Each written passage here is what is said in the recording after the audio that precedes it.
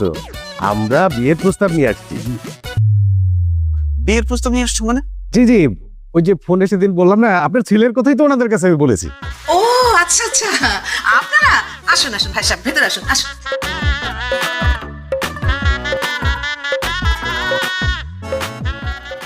এই যে আপনাদের জন্য একটু কিছু উপহার নিয়ে এসেছি। কি ব্যাপার আম্মা, আপনি ওনাদেরকে বসতে বলতেছেন কেন? এত কথা বলিস না তো, চুপচাপ বস বস। হ্যাঁ, আপনার ছেলের ব্যাপারে আমরা সব রকম খোঁজ খবর নিয়েছি। আপনার ছেলের মতো এরকম সৎ, নিষ্ঠাবান, আদর্শবান ছেলে, আমরা এরকম ছেলেই খুঁজছিলাম আমার মেয়ের জন্য। আমার মেয়েও কিন্তু অনেক ভালো। এটা বুঝি আপনার মেয়ে, তাই না? জি আম্মা, সরি জি আন্টি। না না, কোনো সমস্যা নেই, তুমি আমাকে আম্মা বলে ডাকতে পারো। তোমাকে আমার ভীষণ পছন্দ হয়েছে, কি মিষ্টি দেখতে। তোমার নাম কি মা? রিয়া বাসার। খুব সুন্দর। আমি ঘটকের কাছ থেকে সবকিছু শুনেছি, এই বিয়েতে আমি রাজি আছি। এই তোর কিছু বলার আছে বাবা? রাজি তো তুই? না মা, তোমরা মুরব্বীরা যা সিদ্ধান্ত নিবে তাতেই আমি রাজি। আস্তে। ওনা খুব এক্সাইটেড লাগতেছে। কি কি গিফট দিতে? কি আছে এটাতে? সিঙ্গারা কত পিস? 2 পিস।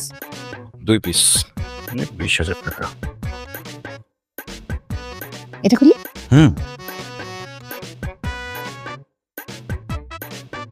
এটাতে কি? এটাতে তো সিঙ্গারা। কত পিস? 4 পিস। 4 পিস মানে 2 পিস 20,000, 4 পিস 40,000, 60,000 টাকা। কি বলো 4 পিস 60,000? বুঝলাম না। আরে ওটা বুঝবো না, অন্যটা খুললো। কিন্তু বিয়েতে কেউ সিঙ্গারা গিফট করে, এটা কেমন ধরনের কথা? আমি সিঙ্গারা খেতে অনেক পছন্দ করি না, তো আমার ক্লায়েন্টরা ফান করলো আর কি, সিঙ্গারা গিফট করছে। এটা আবার কেমন ফান? ওটা খুলো। চুরু, এগুলো আমার খুলতে ভালো লাগতেছে না। আচ্ছা শোনো না, তোমাকে একটা কথা জিজ্ঞেস করি। কর। আমাদের যেভাবে অ্যারেঞ্জ ম্যারেজ হলো, তুমি এই বিয়েতে হ্যাপি তো? অবশ্যই হ্যাপি, কিন্তু একটা বিষয় নিয়ে ভাবছি আমি। কি বিষয়? এই যে আমরা বিয়ে করলাম, আমাদের সংসার হবে, তারপর আমাদের সন্তান হবে, কিন্তু যে আমি ইনকাম করি, এটা দিয়ে কি আমরা ভালো থাকতে পারবো? ইনকাম বাড়াতে হবে। তো পারবা। আমি যে চাকরি করি এখানে তো ইনকাম বাড়ার সম্ভাবনা নাই বললেই চলে। তাহলে উপায় কি?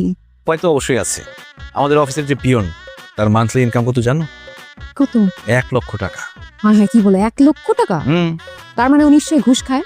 খালি সমস্যা কি, কাজের বিনিময়ে যদি এক্সট্রা ইনকাম করে তাতে প্রবলেম কি? আমিও ভাবছিলাম যদি। না না না, অসম্ভব, তুমি কোনো ঘুষ টুস খেতে পারবে না। দেখো, আমরা সারাটা জীবন একটু কষ্ট করে কাটায় দিব, কিন্তু ঘুষ খাওয়া যাবে না। আমি তো অলরেডি তুমি কি অলরেডি ঘুষ খাওয়া শুরু করে দিছো? আরে না, কিভাবে ঘুষ খাবো? আমার অফিসে সিসিটিভি